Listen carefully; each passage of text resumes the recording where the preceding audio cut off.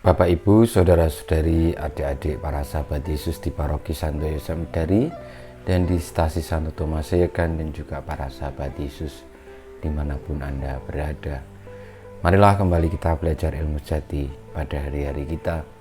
Bersama saya Romo Ari, kita menekuni sabda Tuhan sebagai penuntun belajar kita pada ilmu sejati, yakni kebenaran sejati Tuhan sendiri.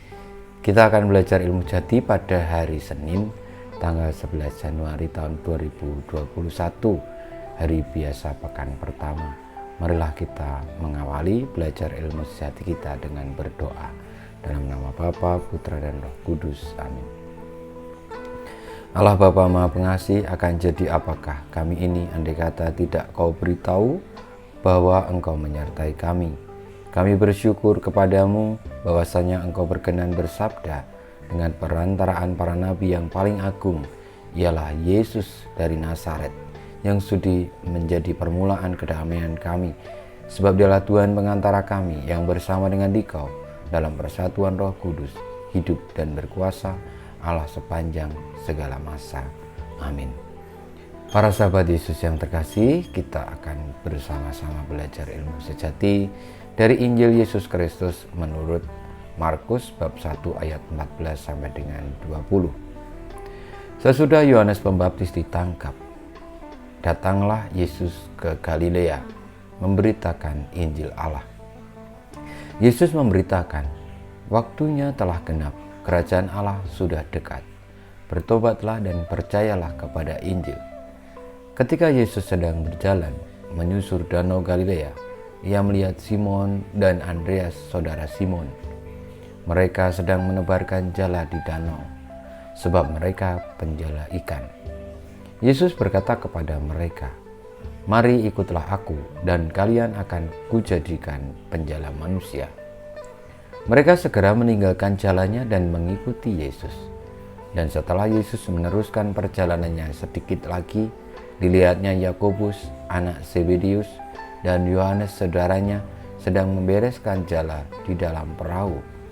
Yesus segera memanggil mereka, dan mereka meninggalkan ayahnya Zebedeus dalam perahu bersama orang-orang upahnya.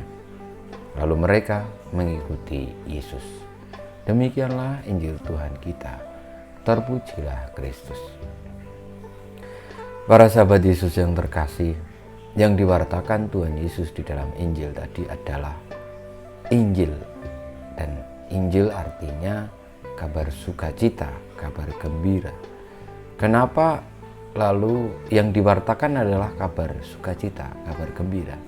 Karena memang manusia ini ketika hidup di tengah-tengah dunia, siapapun itu pasti pernah berhadapan dengan yang namanya kedukaan atau penderitaan. Bahkan sejak anak bayi lahir itu mereka akan menangis karena merasakan dingin, merasakan panas yang tidak lagi nyaman seperti di rahim ibunya. Ketika berhadapan dengan dunia, itulah yang dirasakan. Ada perasaan sakit, perasaan kurang perhatian, perasaan macam-macam hal penderitaan. Itu semua lalu menjadi warna dalam hidup. Namun ada obat atau ada berkat dari itu semua, yakni kabar gembira. Dan kabar gembira itu adalah kerajaan Allah, dan kerajaan Allah itu adalah kebenaran. Maka siapapun yang menyambut kerajaan Allah, ia hidup di dalam kebenaran dengan bertobat dan memberi diri untuk percaya kepada Injil. Berarti ia beralih dari hidup yang lama yang disertai dengan kegelapan, penderitaan, dan juga segala macam ketidakbenaran, beralih kepada kebenaran, kasih, penerimaan, dan kabar sukacita. Saudara-saudariku, inilah yang menjadi dasar panggilan kita untuk menjadi sahabat-sahabat Yesus, yakni memberitakan Injil, memberitakan kabar gembira. Maka murid-murid Yesus yang dipanggilnya untuk dijadikan penjala manusia itu juga menangkap panggilan sejati untuk mewartakan kabar gembira.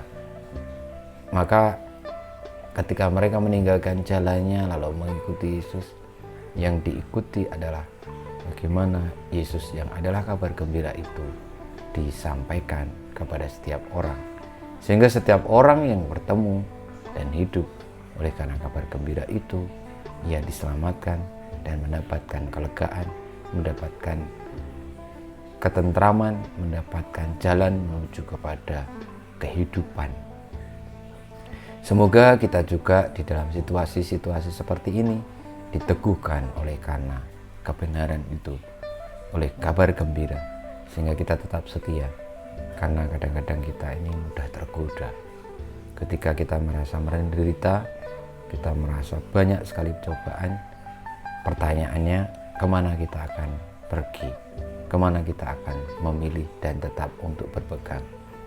Para murid yang dipanggil Tuhan Yesus tadi jelas pilihannya adalah Yesus. Semoga kita juga demikian. Karena Yesuslah sumber kebenaran, Yesuslah sumber sukacita sejati yang menjauhkan, yang membebaskan kita dari kegelapan, dari dosa, dari ketidakbenaran, dan dari penderitaan serta ketidakselamatan. Kedatangan Yesus mewartakan keselamatan itu. Kemuliaan kepada Bapa dan Putra dan Roh Kudus seperti pada permulaan sekarang selalu dan sepanjang segala abad. Amin. Yesus, jadikanlah hati kami seperti hati-Mu. Tuhan bersamamu dan bersama rohmu. Kita semua hidup kita, perjuangan kita untuk mewartakan kerajaan Allah, kabar sukacita Injil, senantiasa dibimbing, dilindungi, diberkati Allah yang Maha Kuasa, Bapa dan Putra dan Roh Kudus. Amin.